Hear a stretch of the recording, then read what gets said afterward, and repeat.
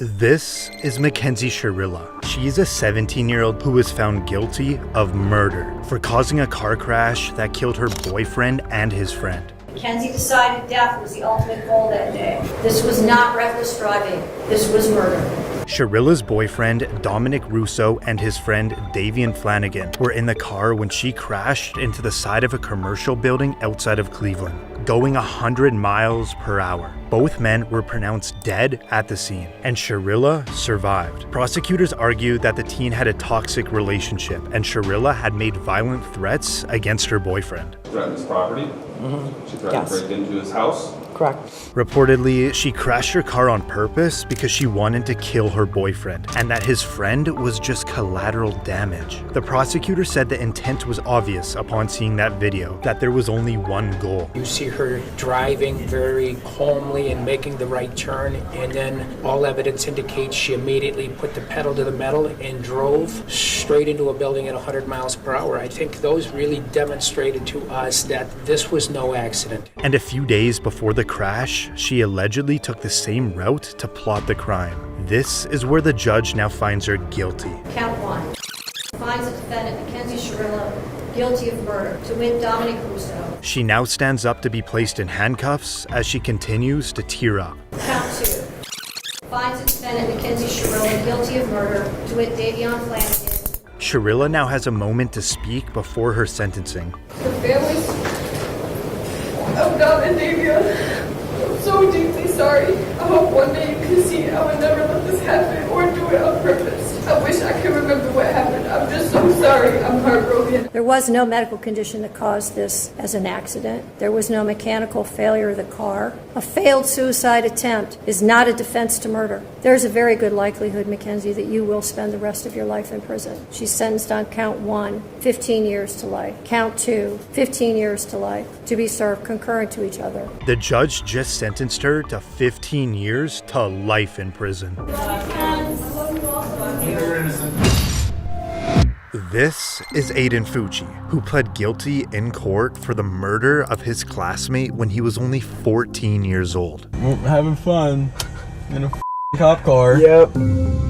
Fucci was classmates with a 13-year-old girl from Patriot Oaks Academy in St. Johns County, Florida. Fucci stabbed her 114 times. Her dead body was later recovered from the woods. After Fucci was arrested, he can be seen in the back of the cop car taking Snapchats. Now this video shows Fucci and his parents in the interrogation room. The Snapchat that you did was not very smart. Like it's all over, you're all over the internet everywhere. This is serious.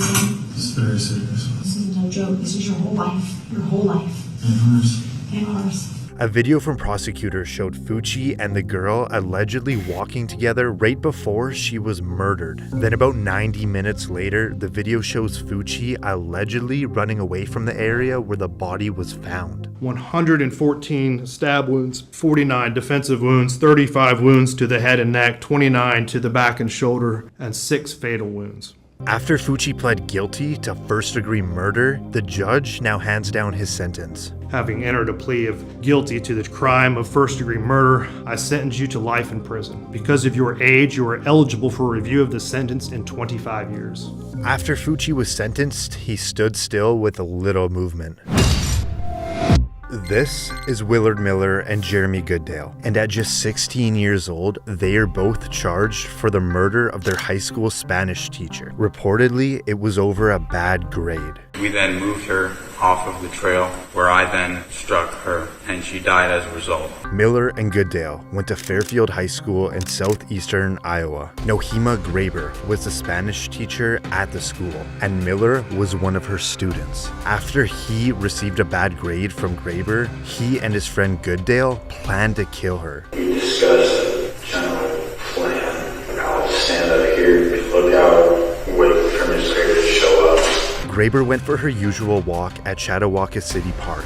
The boys knew that as they stalked her and they waited to ambush her. Here she comes, and she walked by and hit her in the back of the head, and then I said, we should make sure she's dead, so we hit her a couple more times. They then dragged her into the woods and beat her to death with a baseball bat. What was the plan after that? There wasn't really a plan beyond that. Like, hide the body very body, save the body. At that time, we were going to hide the body. I guess in our arrogance, we kind of assumed that nobody would ever find her. Not long after, both boys were arrested. Court documents allege that the witness who knew Goodale showed law enforcement Snapchat messages that showed Goodale and Miller's involvement in the murder. One of the Snapchat messages saying, "Point of view, you're my Spanish teacher, and this is the last thing you see," followed by "Time to hide a body." Jeremy Goodale would later plead guilty and testify against his best friend Miller. I understood that he had the intent to kill Mrs. Graber. What is your plea to murder in the first degree, guilty or not guilty? Guilty. This is the moment that Goodale gets to speak before his sentence. I've had time to think on what to say, and I'm sorry. Truly sorry. Every day I wish I could go back and stop myself. I can't comprehend losing a loved one in such an awful way. And now the judge hands down his sentence. The defendants shall be sentenced to life with the possibility of parole after 25 years. Now for Miller. This is him apologizing before he receives his sentence. I'd like to take this opportunity to wholeheartedly accept responsibility for the role that I've played in the murder of Naheem Graber. To the family, I'm sincerely sorry for the distress that I've caused you and the devastation. And I ask that I'm given a chance, and I don't want to be institutionalized. I don't want to be in so long that I forget about what matters, where I come from, and I look forward to getting through this. And now the judge has some final last words. The defendant, Willard Noble Chaden Miller, should be sentenced to life with the possibility of parole after 35 years. Miller seems to be completely unfazed.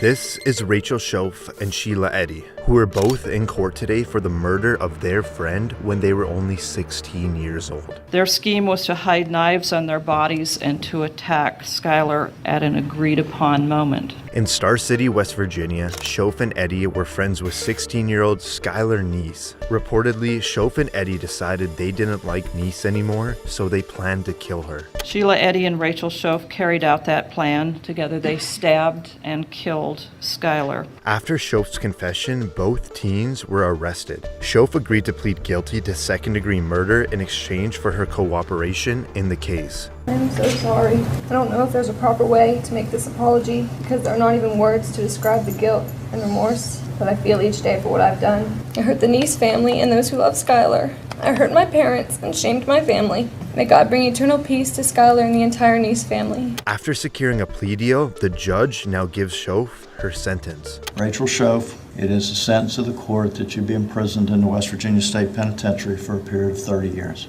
But she will have the possibility of parole in 10 years. And now for Eddy. It is the sentence of the court that you be imprisoned in the West Virginia State Penitentiary for the rest of your natural life. That sentence is technically with mercy, which makes you eligible for parole after you have served 15 years.